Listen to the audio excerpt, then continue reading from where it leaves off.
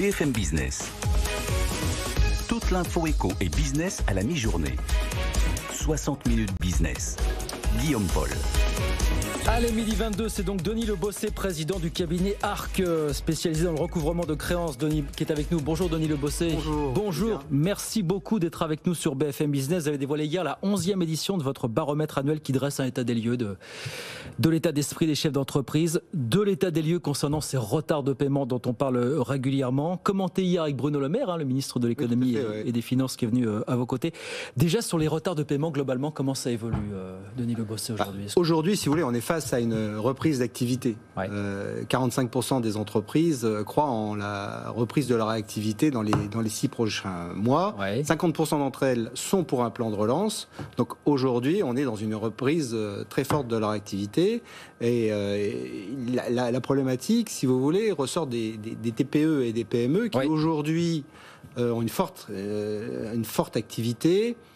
ont consommé tout ou partie de leur PGE. Et on peut se poser la question aujourd'hui de savoir si les établissements bancaires qui les ont soutenus pendant la crise vont aujourd'hui pouvoir financer leurs besoins en trésorerie afin d'amorcer cette reprise d'activité. Ça, c'est un vrai souci aujourd'hui pour les entreprises. Tout à fait. Du point de vue des retards de paiement, comment ça évolue? Alors on a une augmentation. On a l'observateur des délais de paiement qui nous disait il y a un petit peu de mieux finalement. Non, vous n'êtes pas forcément sur ce... Effectivement. Alors, notre baromètre, qui est réalisé en partenariat avec l'IFOP, nous permet de distinguer à la fois les délais de paiement des PME et des grandes entreprises. Or, il ressort aujourd'hui qu'on a un allongement significatif des délais de paiement, des retards de paiement des grandes entreprises. On est à 12,4 jours. Ce qui est relativement préjudiciable, et notamment sur les délais de paiement concernant les grandes entreprises à PME, où les délais de paiement ont augmenté de 6 jours. Donc c'est important. Considérable. Et on l'explique, au travers de notre activité, on a un focus qui est quand même relativement simple à déterminer. On l'explique aujourd'hui, on parle de dématérialisation de factures. Mais la réelle dématérialisation viendra en 2024 avec l'utilisation d'une plateforme, avec le Chorus qui est utilisé aujourd'hui pour le public, qui sera utilisé pour les entreprises. On n'y est pas encore. Donc. Aujourd'hui, on n'y est pas encore. On dématérialise en envoyant par mail. Le problème aujourd'hui, c'est que les factures arrivent par mail, elles s'égarent aussi facilement par mail qu'elles s'égaraient par courrier. Elle se perd dans les boîtes mail au même titre qu'elle se perdait dans les bureaux, dans les je ne sais où, avec le papier. Donc, on l'a vu avec une période difficile qui vient d'être traversée, avec une période de Covid, avec le télétravail, etc. On l'a bien vu au sein de notre activité, une difficulté à rassembler toutes les factures pour pouvoir les payer et les valider dans les délais. Mais ce que vous dites aussi dans ce baromètre, alors retard de paiement, on connaît le chiffre, une entreprise sur 4 tous les ans meurt, met la clé sous la porte à cause des retards de paiement. C'est encore plus dramatique en cette période. Vous disiez les retards de paiement s'allongent. Vous dites finalement, on nous dit qu'il n'y aura pas de tsunami de défaillance d'entreprise en masse l'an prochain, mais ces délais de paiement dont on parle un petit peu moins vont peut-être provoquer plus de dégâts qu'on ne le pense, si ça se trouve. Certains pensaient que la fin du quoi qu'il en coûte allait entraîner une hémorragie de ce point de vue-là. C'est peut-être les délais de paiement, justement, qu'il va falloir surveiller dans les prochains mois, finalement. Bien sûr.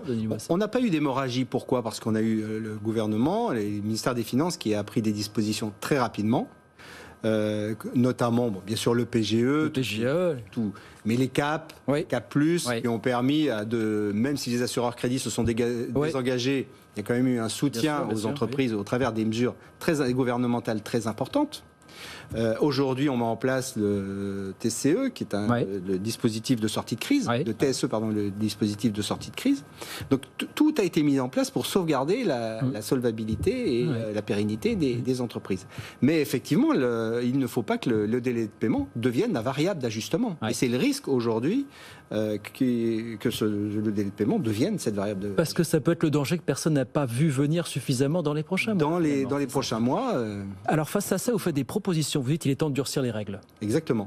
Qu'est-ce que vous proposez là ? On a quelques minutes pour parler. Là, si vous voulez, ce qui a été évoqué et confirmé d'ailleurs par Bruno Le Maire hier, c'est-à-dire qu'aujourd'hui, les amendes administratives sont publiées sur le site de la DGCCRF.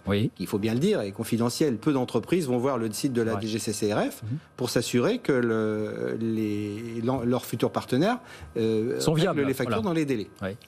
Donc ce qu'il faut, c'est absolument ces fameuses amendes administratives, qu'elles soient publiées sur les bases d'annonces légales. Infogreffe, et puis toutes les bases de données qui sont à la disposition des entreprises. Ça, c'est important. Et puis, surtout que l'on crée une notation délai de paiement. Oui. Parce que ce n'est pas une entreprise, parce qu'une entreprise a une solvabilité très importante, qu'elle respecte les délais de paiement. Donc il faut absolument avoir une notation délai de paiement, au même titre qu'on a aujourd'hui une notation de solvabilité. Que ça soit intégré en tout cas dans la notation des entreprises de manière générale, c'est ça l'idée. C'est ça. Et d'ailleurs, aujourd'hui, on a un début, un bon signe, puisque la Banque de France travaille sur un affinement de la cotation FIBEN, en se basant sur les délais de paiement des entreprises. Ça concerne 3000 entreprises, mais c'est un bon début. C'est un bon début, c'est à nouveau. Faut-il réduire les délais de paiement de 60 à 30 jours? Vous avez fait cette proposition? Alors, c'est une proposition qui est quand même plus plébiscitée par 40% des entreprises dans notre barème. Quand même, c'est pas rien de passer de 60 à 30 jours. Hein, C'est ça. Bon, on pourrait imaginer un délai progressif à l'instar de ce qui a été fait pour la facturation électronique. Un délai de 2 ans pendant lequel on se donne la possibilité de réduire progressivement les délais de paiement. Mais de toute façon, c'est un délai, on devra un jour y arriver. Oui, Bruno Le Maire, apparemment, il n'aura pas peut-être vraiment été convaincu par cette proposition. Et c'est vrai que pour lui, l'urgence, c'est plutôt de respecter les 60 jours. Oui. Mais on peut pas être... Mais vous dites, on y viendra forcément, il faudra y venir aux 30 jours. Pourquoi? Parce que... Il a aimé hier comparer la France à l'Allemagne. Et en Allemagne, les délais de paiement, on a des délais de paiement à 30 jours qui sont communément appliqués.